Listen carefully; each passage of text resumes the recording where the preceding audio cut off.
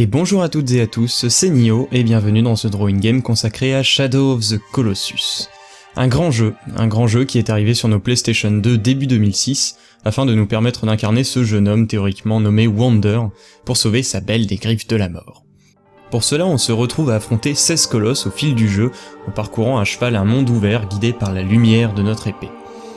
Une chose est sûre, l'univers en tant que tel est vide, sans vie, pas de village, de personnages, et pourtant ce monde est grand.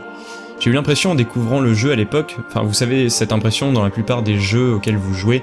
comme si le décor n'était pas à la bonne échelle, qu'on se sent un peu enfermé, que finalement le level design empêche l'imitation d'une réelle impression d'immensité. Même dans un jeu à monde ouvert comme GTA, si on compare par rapport à une véritable ville, bien entendu que c'est pas tout à fait la même chose. Sinon on mettrait une après-midi entière à traverser la carte entière de Red Dead Redemption.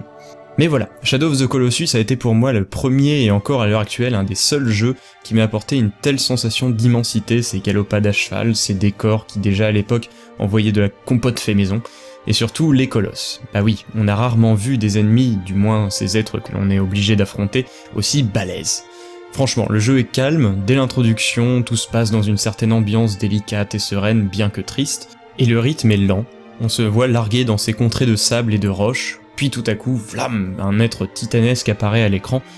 ou apparaît à l'horizon avec une gestuelle lente mais d'une puissance sans nom, puis vient un combat dantesque avec une musique forte, pour ensuite arriver, après une longue phase de jeu éreintante, à la mort de ce dernier, à son point de départ,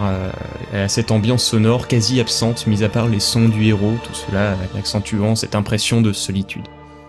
Un jeu finalement peu coloré, ou du moins fortement désaturé, un peu sépia, une ambiance majoritairement couleur sable à l'extérieur, des tons vert pâle venant s'ajouter aussi avec la végétation,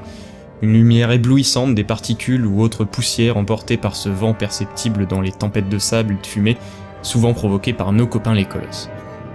Enfin bref, je me devais au moins d'essayer de vous dessiner un de ces colosses justement, donc j'ai choisi, si je dis pas de bêtises, le 13e, un certain Phalanx, d'après ce que m'a dit mon ami internet. Et voilà, sur ce je vous invite pour ceux qui n'auraient pour l'instant jamais eu l'occasion de jouer à ce jeu, de l'essayer, du moins si cette aventure vous donne l'envie, en sachant qu'un très bon remix HD a été réalisé il y a peu pour la PlayStation 3. Bref, je vous laisse sauver votre bien-aimé à cheval en affrontant de gigantesques titans, l'épée levée vers le ciel, et je vous dis à la semaine prochaine sur jeuxvideo.com, portez-vous bien, ciao.